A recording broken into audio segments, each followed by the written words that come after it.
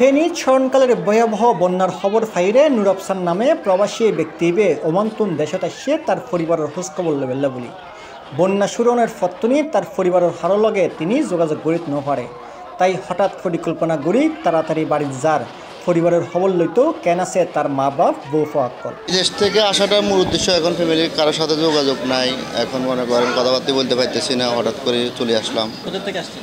Oman থেকে। সব বন্ধু বান্ধব আছে, সবার থেকে যোগাযোগ নিয়েছি, ফেসবুকের মাধ্যমে দেখলাম সব কিছু ডুবিয়ে গেছে, তো তার জন্য আসলাম আর কি। এখন আসছি কালকে রাত্রে, এখান থেকে এখন টিকিট কাটছি বাড়িতে যাওয়ার জন্য। তো আমাদের বাপদাদার আমলে কারো দেখে না এরকম বন্যা হইব, বা এটা তো হঠাৎ করে হয়েছে। দেশের পরিস্থিতি তো এখন এখানে তো মোটামুটি চট্টগ্রাম ভালো আছে, আমাদের ওইদিকে তো অবস্থা খারাপ। নুর আফসারের ডল্লে সাজ্জাদ নামে আরেকজন দুবাই প্রবাসীর অবস্থা একই ডল্লে পরিবারের হনো খোঁজ খবর নফাইরে তড়িগড়ি গড়ি পরিবারের আপন মানুষকলের ফাঁসে টিয়েতো বিদেশতুন আসছে দেশে। ফেনী মহিবাল যাবো বুঝছেন, এখন গাড়ি তো দেখতেছি তো মহিবালে গাড়ি আছে, সামনে আছে, এগুলো দেখি যদি যায় তাহলে যাবো আর কি। আমি তো বলতে পারি না, আমি দুবাই থেকে আসছি ভাইয়া, আমি বাইরে থাকি, ফ্যামিলি দেখতে আসছি। ফ্যামিলির আজকে 3-4 দিন খোঁজ নাই, এখন দেখতে আসছি, কোনো প্ল্যান নাই, হঠাৎ করে আসছি আমরা। খোঁজখবর আজকে 6 দিন কোনো খোঁজখবর নাই, এজন্য আসছি আর কি। এনে শুনতেছি আছে, ভালো আছে, বস এটাই।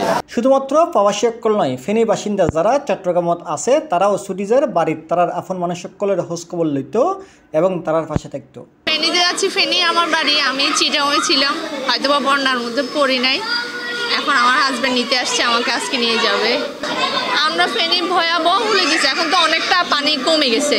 তো পানি কমে যাওয়ার পরেও কিন্তু বন্যার্থদের অনেক অসুবিধা থাকে। তো ওগুলোর জন্য ধরেন আমরা যতটুকু পারি সেবা করার জন্য বা সাহায্য যাই পারি না কেন, আমাদের সাধ্য অনুযায়ী সেবা করতে যাইবো। আমাদের গ্রামের বাড়ি আছে, ওখানেও যাই, যদি নিজেরা কিছু একটা করে যদি সব কিছু আগের মতো ঠিকঠাক করা যায়, ওটা আমাদের জন্য ভালো। যাবো ফেনী, আমার বাড়ি তো ওখানে, আমার বাড়িঘর প্লাবিত হয়ে গেছে। টাকার অবস্থা এখন যতটুকু জানি মোটামুটি ফেনী পর্যন্ত ক্লিয়ার আছে।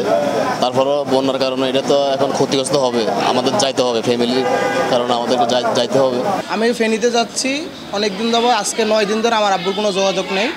আমি ফেনীতে যাচ্ছি, ফেনী থেকে ছাগলনাইয়া থেকে জিয়ারমার যেতে হবে আমার আব্বুর খোঁজে।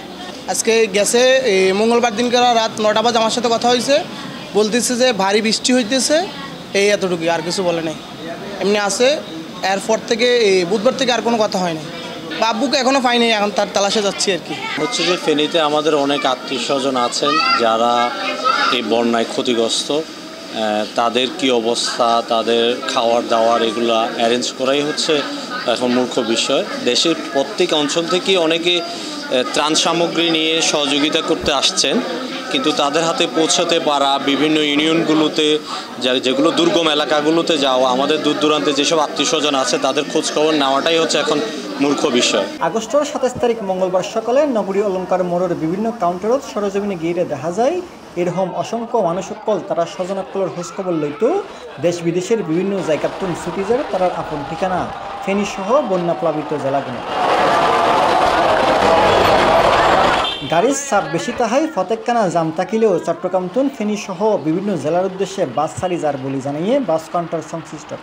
বর্তমানে ফেনীর অবস্থা, রাস্তা মোটামুটি ক্লিয়ার আছে, হালকা কিছু জাম আছে, আর স্বাভাবিকভাবে গাড়ি যার কিছু বাঙ্গা এখনও আছে, বাঙ্গা বা আধা ঘন্টা 30 মিনিট পর্যন্ত জাম আছে আর কি, এরপরে স্বাভাবিক আছে। রোড এখন ক্লিয়ার, ইনশাল্লাহ মানুষ সুন্দরভাবে বাড়ি করে যেতে পারে।